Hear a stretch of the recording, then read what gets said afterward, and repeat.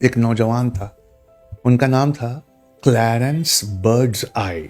ये लैब्राडोर एक बार गए। जिंदगी ने इनको बहुत सताया, बहुत मेहनत कराई, बड़ी मशक्कतें कराई।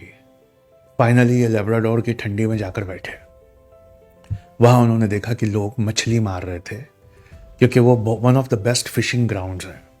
लेकिन मछली मारकर वो बर्फ पर उछाल देते थे, और वहां जो कम्युनिटी रहती है, तो इनुइट क्या करते थे, वो मछली मारते और उसको बर्फ पे फेंकते, तो कुदरत का एक मौजज़ा, एक मिरेकल देखने को मिलता।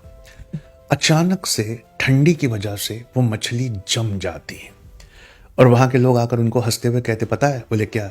सिर्फ मछली नहीं जमी, इसकी स्वाद, इसकी बनावट, सब कुछ कैद हो गई है। इस मछली के लिए वक्त थम गया है। बर्ड्स आई के दिमाग में ये बात छप गई। वो ब्रुकलिन वापस आए, न्यूयॉर्क, और उन्होंने वहां पे एक्सपेरिमेंट स्टार्ट किया। उन्होंने ड्राई आइस के केक्स बनाए और मछली को दो बर्फ के बीच में दबाने की कोशिश की। जैसे ही मछली फ्रीज होती, उनका जहन रोशन हो उठता। उन्होंने एक्सपेरिमेंट किए, तजुर्बे शुरू किए, and then he came to a realization कि is it only working for the fish, या इस तरह हम वेजिटेबल्स के साथ भी कर सकते हैं। बस उन्होंने वेजिटेबल्स के साथ करके देखा तो वेजिटेबल भी जमने लगे। लेकिन जो सबसे बड़ी चीज थी, जहां से आज की क्लास शुरू होती है, वो बहुत सुनने लायक है।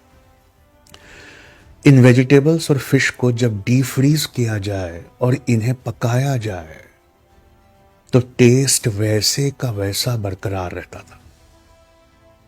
इस बात ने उनको करवट बदलने नहीं दिया, सोने नहीं दिया, and he started a company. Company का नाम उस जमाने में रखा जनरल सी फूड्स।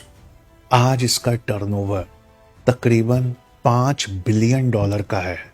आज इसका नाम है बर्ड्स आइज फ्रोजन फूड्स। ये दुनिया की फ्रोजन फूड की पहली कंपनी थी। क्यों? क्योंकि फ्रोजन फूड्स उस जमाने में ना कोई तसव्वुर था, ना कोई इमेजिनेशन था, ना कोई सप्लाई चेन थी। ट्रेन में मछलियां जब जाती थी तो उसे धूप में सुखाया जाता था। जैसे महाराष्ट्र में कोहली बिरादरी है मछुआरों की, वो मछली मारकर धूप में नमक लगाकर सुखाती है। नमक क्या करता है? डिहाइड्रेट करके मछली का सब कुछ खींच लेता है और धूप उसे सुखा देता है। पर उस मछली में एक प्रॉब्लम है, उस मछली को दोबारा बनाने पर वो टेस्ट नहीं आता। इन्होंने क्या किया? दुनिया को यह साबित किया कि ठंडे बक्से में रखने से टेस्ट प्रिजर्व हो जाता है। उस जमाने में किसी के दिमाग में ये मेंटल मॉडल नहीं था। उस जमाने में लोग ये नहीं जानते थे कि फ्रोजन फूड क्या होता है। किसी को कोई इमेजिनेशन नहीं था। और सबसे बड़ी बात, ना फ्रीजर थे, ना ट्रेन में फ्रीजर थे, ना ट्रक में फ्रीजर थे, ना लोगों के घर में फ्रिज ही इतना कॉमन था। उस समय उन्होंने ये तय किया कि मैं एक एंटायर इकोसिस्टम बनवाऊंगा। अब यहां से सुनना, एक एंटरप्रेन्योर की जिंदगी क्या होती है। सबसे पहले वो रेल रोड वालों के पास गए। उन्होंने उनको समझाया कि भाई मुझे ना 2 डब्बे दे दो जिसके अंदर मैं ये फ्रीजर इंस्टॉल करवा सकूं। रेल ऑपरेटर को कन्विंस किया।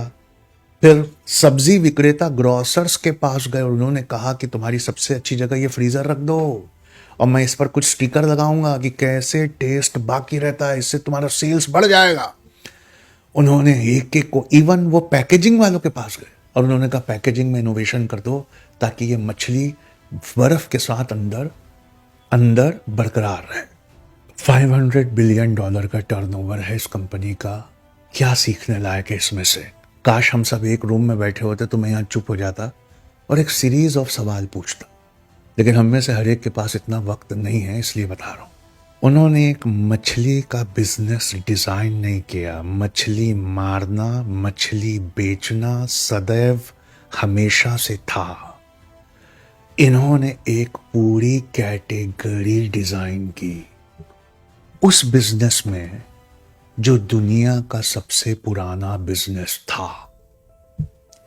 दुनिया का सबसे पुराना बिजनेस साइंस कहता है मछली मारना और उसे बाजार में ले जाकर बेचना।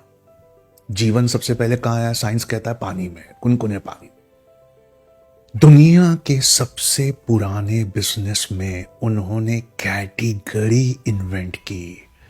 यह होता है कैटेगरी डिजाइनर। आपके सर से पहली चीज मैं साफ करना चाहता हूं, देखो हाथ डाल के साफ कर रहा हूं। हम ये सोचते हैं ना कि ये प्रोडक्ट है, हम इससे बेहतर बनाएंगे और हम इससे चीपर बनाएंगे और हम इससे ज़्यादा फीचर्स देंगे तो लोग हमसे लेंगे। सही है? हमारा जो भी बिजनेस है वो बिजनेस दुनिया में पहले से है, तो हम क्या सोच रखते हैं? हम इससे बेटर, इससे चीपर, इससे ज़्यादा फीचर्स वाला बनाएंगे।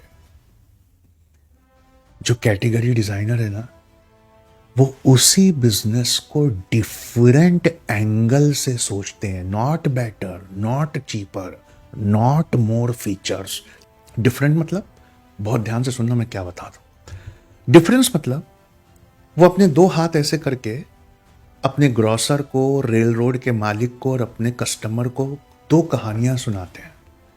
देखो, दुनिया में ये था, ये था, ऐसे था, ऐसे था, ऐसे था, अब हम दुनिया में ये ले आए, ये ले आए, ये ले आए और ये ले आए। कई बार इसको खड़ा करने में बहुत वक्त लगता है, लेकिन कैटेगरी डिजाइनर के ही एम्पायर होते हैं। पहली लाइन, आज तक कोई प्रोडक्ट के बलबूते एम्पायर का मालिक नहीं बना।